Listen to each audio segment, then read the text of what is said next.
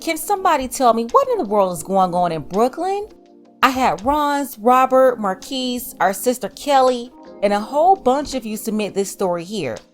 We're talking about how a woman was at McDonald's when she got upset with the employees over the fries being too cold.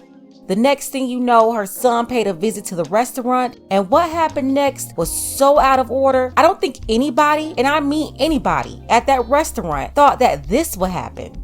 Take a second to make sure that you're subscribed to the channel. Click that notification bell for all updates. And if you're from Bed-Stuy, Brooklyn, just a whole BK, if you're from the area and you're watching right now, be sure to drop Brooklyn below in the comments.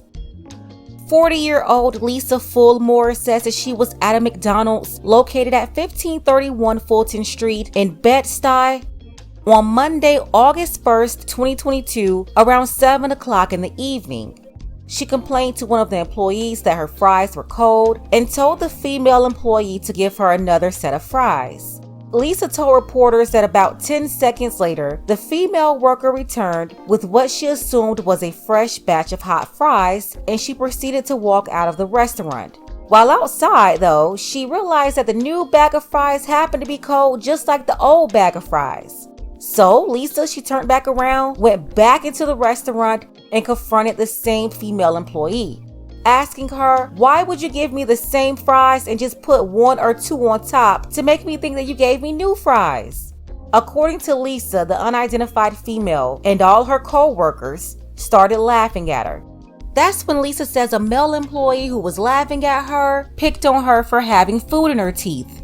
The male employee was identified as 23-year-old Matthew Webb. At this point, Lisa was highly aggravated. Not only did they give her cold fries, but they did it twice, and now they're all laughing at her about it. She was angry that she had to come back to the restaurant in the first place, and now they're humiliating her, laughing in her face. So Lisa, she demanded to speak with the manager. The young workers told her that their supervisor had stepped out, which sparked another round of laughter. Lisa was 38 hot. She had it up to here, so she pulled out her cell phone to call for backup. She made a FaceTime call to her 20-year-old son, Michael Morgan. Now, these are all Lisa's words. The 40-year-old mother said, "This is when I was on the phone with my son. I was like, they in this McDonald's playing with me. I got kids their age. I'm not gonna sit here and keep arguing with these little kids." Lisa says she urged her son not to come to the restaurant, saying, quote, "I don't want you to get in trouble." But while Lisa was on FaceTime with her 20-year-old son, Michael, she showed him the McDonald's employee who picked on her for having food in her teeth. That was Matthew. Lisa's son showed up. He got into an argument with Matthew, and then he told Matthew to come outside with him. According to Lisa's version of events, she said her son left the store, so she thought the dispute was over. But about 10 minutes later, Matthew approached her looking for her son. Lisa says she told him her son had left the restaurant and to mind his business. That's when she said that Matthew went looking for her son, and about 10 minutes later, Lisa heard a gunshot. She said, "I looked and I seen a boy on the ground, and then I saw my son running the other way. I called 911 and then I sat there and waited." Lisa then suggested to the newspaper that Matthew, the McDonald's employee, was hiding a gun under his shirt. But according to the police, they found no evidence that indicated that the employee had a gun. So that part of Lisa's claim is not believed to be true.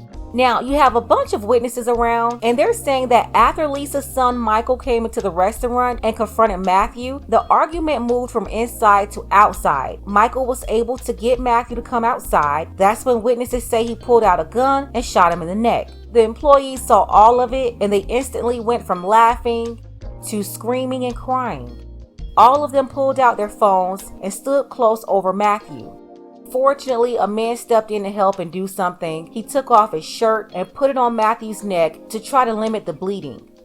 At that time, witnesses say that Matthew's right eye was swollen shut. He couldn't talk, he was shaking, his chest heaving, and he was still breathing when the ambulance showed up and put him on a stretcher.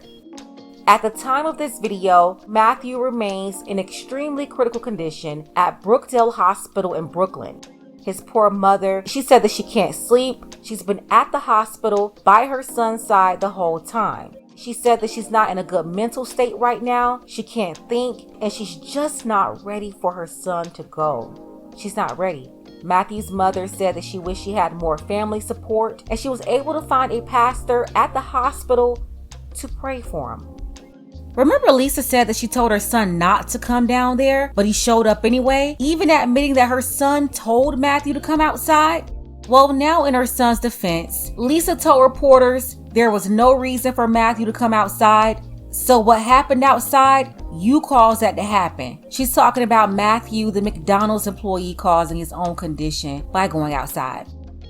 Now, Matthew, he did not have a criminal record, but Lisa's son, Michael, he's been arrested 13 times prior to this recent incident. Police arrested him and he was charged with attempted murder and criminal possession of a weapon. A second arrest was also made in connection with the case. His 18-year-old girlfriend, Camelia Dunlap. She was charged with 2 counts of criminal possession of a weapon. According to police, it was his girlfriend who handed him the gun before he opened fire. Camelia's grandmother, Miss Deborah Dunlap, says the employees should have given Lisa hot fries and Matthew shouldn't have gone outside, but she's hoping he survives. The grandmother told reporters that her granddaughter, she's been dating Michael for 3 years, but she has a 2-year-old daughter from a previous relationship. So Camelia, she had a baby at 16 years old from another guy, and she had been dating Michael a year before the baby was born. The grandmother went on to say this about Michael. She said, "He was not that good of a person. I tried to tell her to stay away from him, but she wouldn't listen. She really not a bad person. She just got with the wrong person."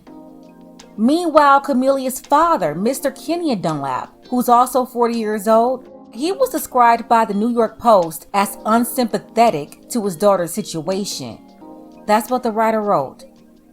He told reporters, "She has to learn her lesson. She's 18. She don't listen to me. I'm going to let her learn her lesson as she goes along in life."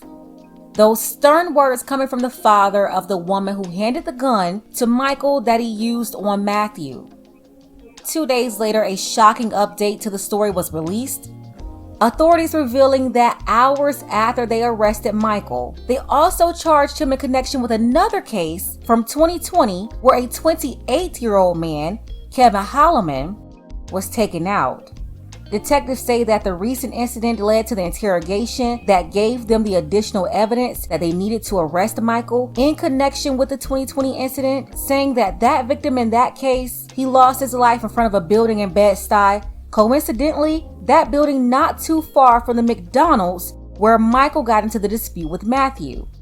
Michael was spotted walking out of the 79th precinct on Wednesday, August 3rd, escorted by officers. And while there, the media ran into 3 supporters waiting there to greet him. They told reporters that Michael was innocent and will soon be out on bail. One of the supporters said, "If somebody attacks someone's mom, then what do you expect?" I mean, it's just so much to unpack here.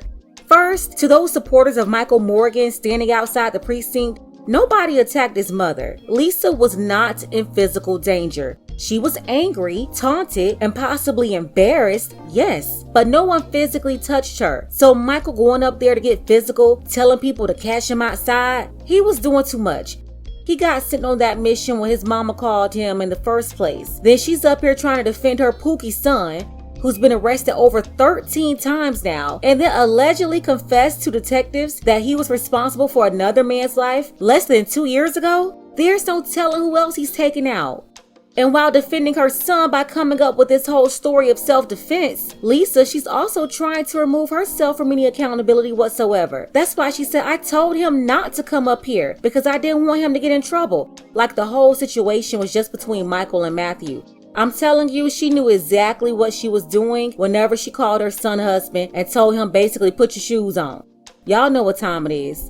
Lisa, you unofficially gave him marching orders to come and fight for you because you really wanted to put paws on them kids yourself. You didn't want to risk getting in trouble, so you called your son to handle it. Now, I understand why she was upset. I agree with Lisa's reason for being upset 100%. She had every right to be angry about her order. I was with her on that part, but it shouldn't have escalated. I think Grandma Dunlap said it best. She explained that when you go to the restaurant and pay for food, you want to get what you paid for. Cold fries are worthless. Might as well throw them out. You can't warm them up. It's just over. It's a waste of money. And Camelia's grandmother, she said that the workers should have given her fresh fries. I agree. This would have been solved right there. She also said that Lisa should have requested a refund and gave the food back. And if she couldn't resolve that part, called the cops to intervene. So yeah, I definitely agree with Miss Deborah on that. I also believe that she was being truthful, especially when she said that she told her granddaughter to leave Michael alone, but she wouldn't.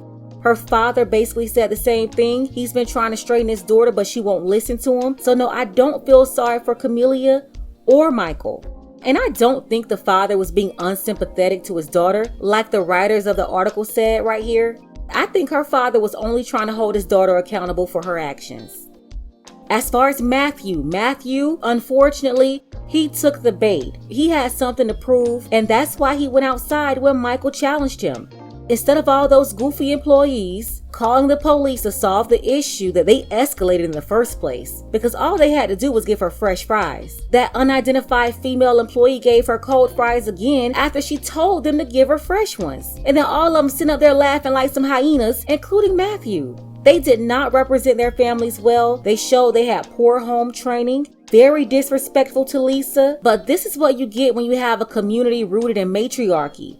There's no order, there's no respect, and you have a bunch of situations like this.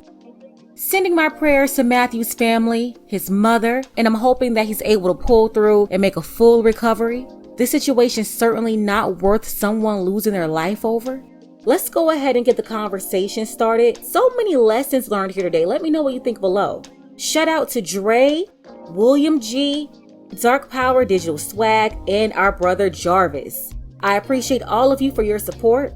Don't forget that you can support this channel as well. Links to Cash App and PayPal are below. Ladies, fellas, want a balanced analysis, want the truth from a woman's perspective? Then you're going to want to subscribe to this channel and don't forget to like and share.